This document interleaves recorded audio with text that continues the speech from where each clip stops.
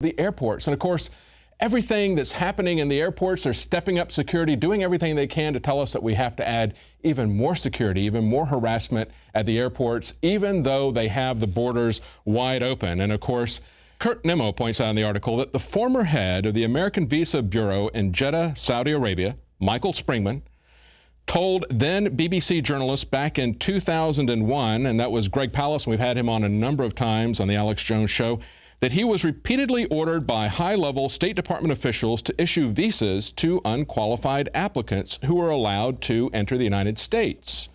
And if you want to see the entire interview that Alex Jones had with Michael Springman back in 2010, we have that embedded in the article. He talks about the CIA terrorist visa factory is basically the way it's put out there. And of course, they're handing out visas to these terrorist organizations that they have trained, equipped, financed, and in many cases run their operations. But of course, now they have a much better source, and that is to just open up the entire border, not only to Middle Eastern terrorists, but also to the multinational drug gangs of Central and South America. Now stay with us. Right after the break, we've got some breaking news about Verizon, who's going to be offering you free gifts and incentives to allow them to spy on you. Stay with us. We'll be right back. City of Austin tap water versus filtered City of Austin tap water. I can taste dirt in it. God knows what's in this. This has an aftertaste. Tastes like Austin water? Yeah, it does. Ugh. These people just sampled City of Austin tap water straight from the faucet. Next, we had them try a sample of tap water filtered through the ProPure G2.0 filtration system. High quality H2O. That one is better. Tastes like nothing. Yep, I know what good water tastes like. It's good water. Most tap water contains added substances like fluoride, chlorine, Monsanto's deadly pesticide, glyphosate, and many others. Studies prove that these substances are linked to an assortment of major health issues, including tooth decay, lowered IQ, and even cancer. It tastes like you're drinking out of the lake when you're drinking tap water. Yeah, it has that processed flavor to it. The ProPure G2.0 filtration system removes these deadly substances and many more, leaving only fresh-tasting, deliciously clean water. Okay, this is very tasty. It's good water. Refreshing. It's good. Go to InfoWarsStore.com today. Use promo code WATER and save 10% off your ProPure purchase. Again, that's InfoWarsStore.com or call 1-888-253-3139.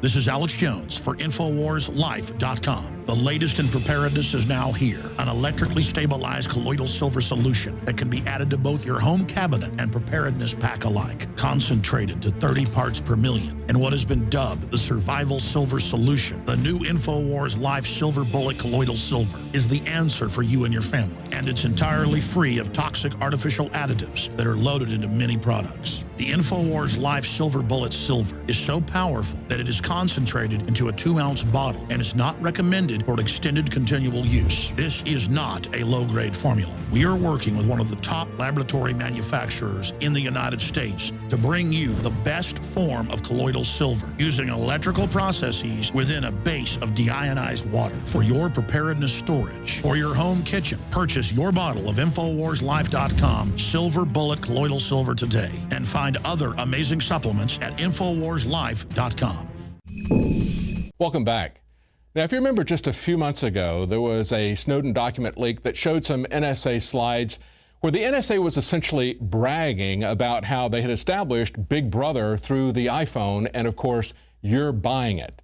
Now, in this slide, they had the iconic 1984 commercial from Apple, and they said, who would have thought that in 1984, then they go that this, and they show Steve Jobs holding up an iPhone, and then the third slide says, would be Big Brother, and they show people lining up in the droves to get it.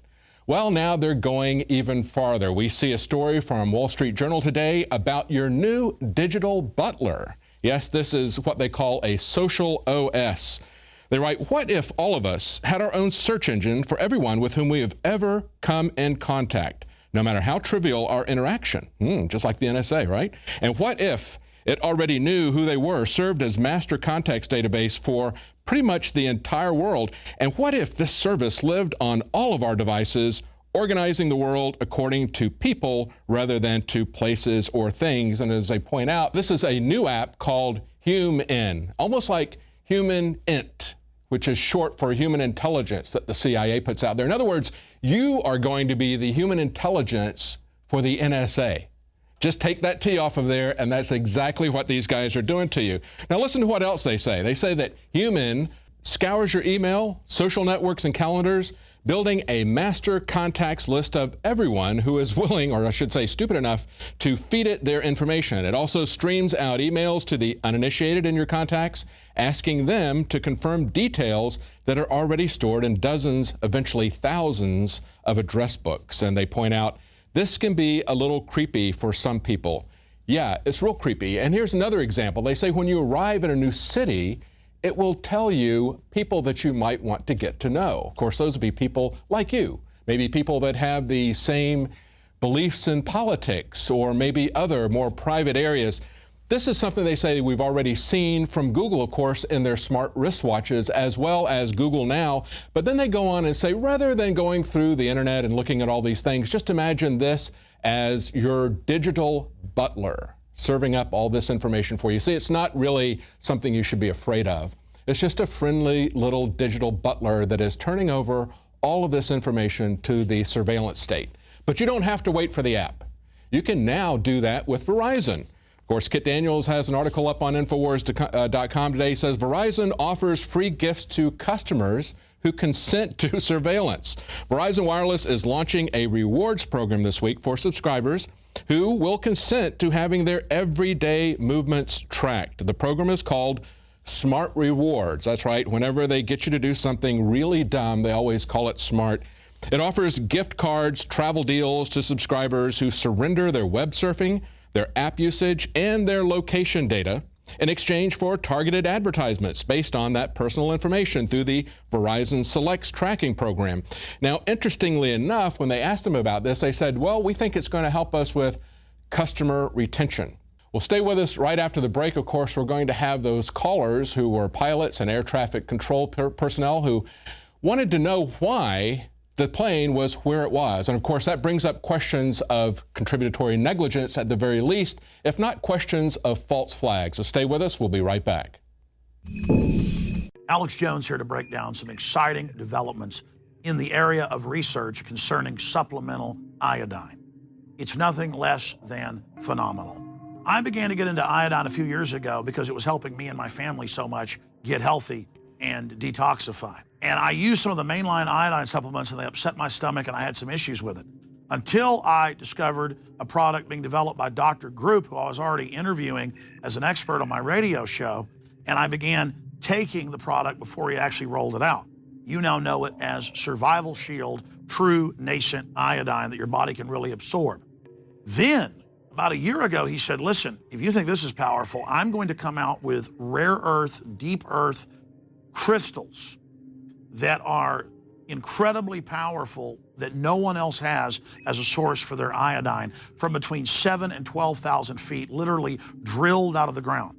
You put it on a hot plate and it turns into the pure gas. No one else has 99.99% pure iodine. And the results that I personally have had have been life-changing. I was over 270 pounds. And with the iodine, exercise, and better diet, I have lost now more than 50 pounds total, and I'm continuing to lose the weight. I have more energy, my libido, all this crap came out of my skin. I believe our research is conclusive. This is the best iodine out there. And I know this for a fact. Nobody else has got iodine based on these pure crystals, ladies and gentlemen. This is innovating. This is trailblazing. And the best part is it helps fund INFOWARS.com, the radio show, the TV show, the whole media operation promoting true libertarian ideas. For a limited time, experience the ancient power of Survival Shield X2. Take advantage of this unprecedented 30% off Super Detox Special at INFOWARSLife.com. Roy, what do you think about this as an air traffic controller? And did I get it right or part of it right? What do you think? I mean, isn't the story that all the other air traffic wasn't going through this corridor, and that this flight went through a war zone? Hey, Alex, yeah, you're absolutely right. There's something that's not adding up there. If the pilots do check their flight plans 10 times over. The FAA said that they prohibit our airlines from flying over these war zones right now, so there's no way that you see a carrier flying through there, especially a 777. I'm not sure overseas how they're working that, but I imagine it'd be similar since all of our rules are roughly the same or getting close to being the same. So, yeah, you're right. It's not adding up at all. Well, I had some family that worked for FAA Europe, and I gave them a call, and they worked there in the 80s and translating, and they said that there's just no way they would direct an airliner over a war zone.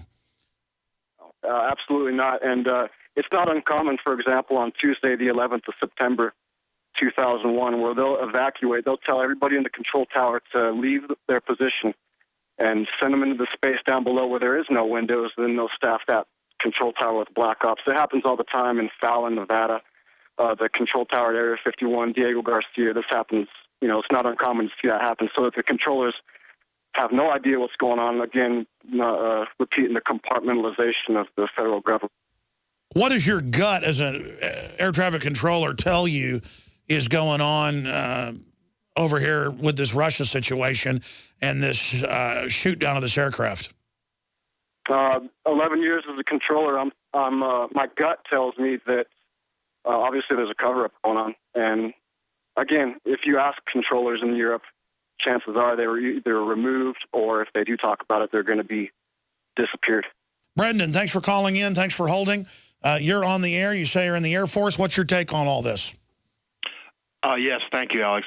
Yes, I was in the Air Force in the early 90s. It's very possible that, well, first of all, when you have an aircraft that's on a projected flight path, it's pretty much going to stay on that path unless there's some extraneous circumstances that are going to force it to have to fly around something, like in the case of a 747 that has to fly around a volcano that has erupted. I remember there was a story from the 80s where a 747 flew through an ash cloud at nighttime from a volcano and shut the engines down. Nowadays we have real-time information to let those pilots and crew plan for anything in the way of the flight, the projected it's all plotted out for months. Don't fly over this area, correct? So the big question should be, who directed the flight over it, correct? Correct, and there's reports that there were Ukrainian fighters that actually went up to altitude and possibly have nudged that Malaysian airliner, so many miles each way, above or below, or within, I should say, the Lugansk, Donetsk region of Ukraine. And then that way, I've seen those reports, that way there wouldn't be a record of the flight plan being changed. They would just order them radio to radio.